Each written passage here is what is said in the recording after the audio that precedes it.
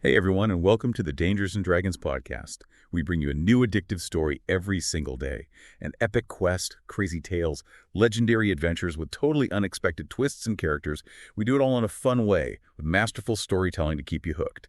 If you like what you hear, don't forget to rate and follow us for more. I'm Adrian, and I'm so excited for today's story. No adventure is complete without our lore expert, though. Julia? Always a pleasure to be here, Adrian. Ready for another wild ride. All right, so today's story is called Wild Song.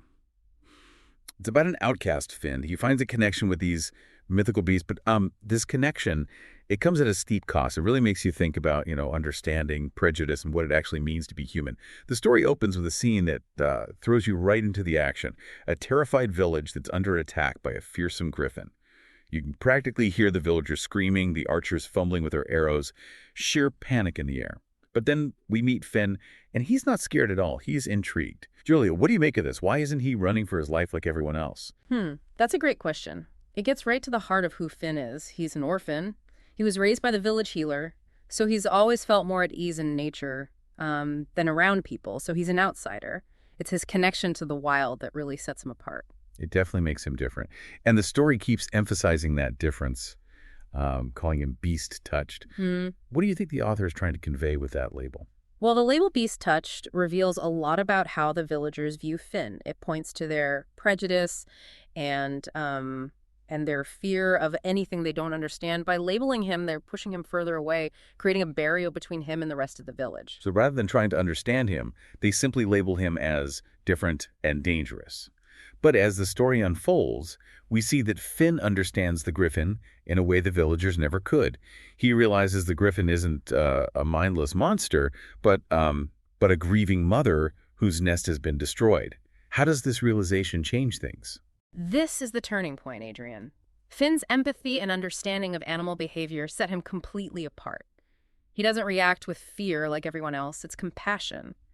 He sees the griffin's pain and recognizes her loss, which allows him to connect with her on a deeper level. And that's where things get really fascinating. He begins communicating with the griffin, but not through words.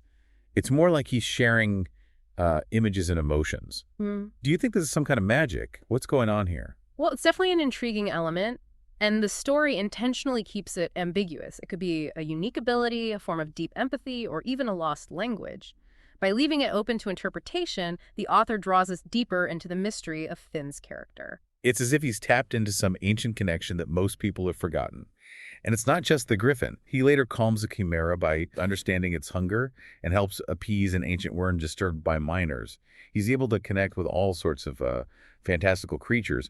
What do these interactions tell us about Finn? Well, these successes demonstrate the power of understanding and communication over violence. Finn's ability to see these creatures as individuals with their own needs and motivations is what allows him to find common ground and achieve peace. It really emphasizes the story's theme of seeking peaceful solutions. It's a beautiful message. However, things take a darker turn, don't they? The king's knights arrive, and they're not exactly pleased with Finn's methods. They see witchcraft where Finn sees understanding. What does this clash represent? It's a potent dose of irony, isn't it? The knights, who represent civilization and order, immediately resort to hostility and accusations. Their fear and ignorance blind them to the peace Finn has achieved. It's a stark contrast to his more nuanced approach. And then we reach that incredible climax where the knights draw their swords, ready to attack the griffin. But then Finn makes a heart-wrenching choice. He chooses the creatures over the village that never accepted him. What are we to make of this decision? Why do you think he makes this choice? Finn's choice is a defining moment. He's forced to sacrifice his place in society, the only home he's ever known, to protect those he understands. It's a powerful testament to loyalty and empathy, but it also speaks to the cost of true understanding in a world that often rejects what it fears. So we're left with this incredibly poignant image. Finn walking into the forest with the griffin and her hatchlings, leaving behind the village and everything he's ever known. What are your thoughts on that ending? What message do you think the author is trying to convey? It's a powerful ending, isn't it? The image of Finn walking into the unknown with the griffin and leaving the village behind. It leaves you with a sense of both hope and melancholy. On the one hand, you have this hopeful feeling that he's found a place where he truly belongs, a place where he can be himself without judgment. You really get the sense that he's found his true purpose, his true home. But on the other hand, you mentioned melancholy. Why is that? There's a sadness, a sense of loss, because he had to leave behind the world he knew, even if that world never fully understood him. There's also a sense of unease in the village even after he's gone. They're safe from the creatures now, but they've lost something precious, haven't they? They've lost the one person who could bridge the gap between their world and the world of the creatures, someone who understood the wild and could help them coexist peacefully. Exactly. The story doesn't shy away from the complexity of that loss. The villagers are safe, but their fear and rejection have cost them the possibility of true understanding and connection. It makes you wonder, are there people like Finn in our world? People who possess a deep connection to nature, a way of understanding animals that most of us don't. It's a fascinating question, isn't it? I think there are individuals who dedicate their lives to understanding and protecting the natural world, even if they don't communicate with griffins or chimeras. People who work tirelessly to bridge the gap between humanity and nature. What comes to mind for you? Think of wildlife biologists who spend years studying animal behavior conservationists who fight to protect endangered species and their habitats, indigenous communities who have lived in harmony with nature for centuries. They may not have Finn's fantastical abilities, but their work, their passion, their deep respect for nature. It embodies a similar kind of empathy and understanding. They're the ones who remind us that we're not separate from nature, but a part of it. And that understanding that connection is something we all have the potential for. Wild Song doesn't just tell us a fantastical tale, it challenges our assumptions about what it means to be human. It asks us to think about the price of prejudice and the power of empathy. Absolutely. And it invites us to consider what it truly means to be a hero. Is it about conforming to society's expectations or forging your own path, even if it means being misunderstood? These are powerful questions that resonate long after the story ends. And I think that's what makes Wild Song so impactful.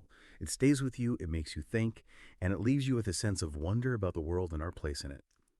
But before we wrap up our discussion, let's turn to you, our listeners. What resonated with you most about Wild Song?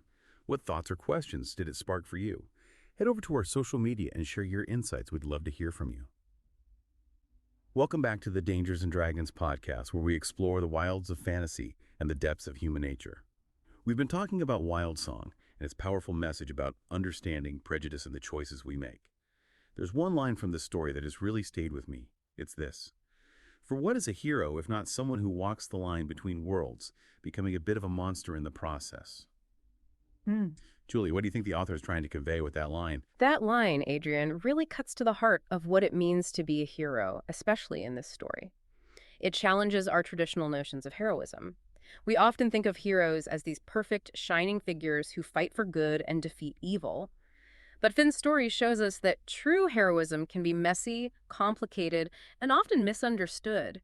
He's not afraid to embrace the wild, to connect with creatures that society views as monstrous. And by doing so, he becomes an outsider himself, someone who doesn't fit neatly into either world. In a way, he does become a monster in the eyes of the villagers. What does that say about the nature of understanding and acceptance? It highlights how fear and prejudice can distort our perceptions. The villagers are so afraid of what they don't understand that they label Finn as a monster simply because he connects with the creatures they fear.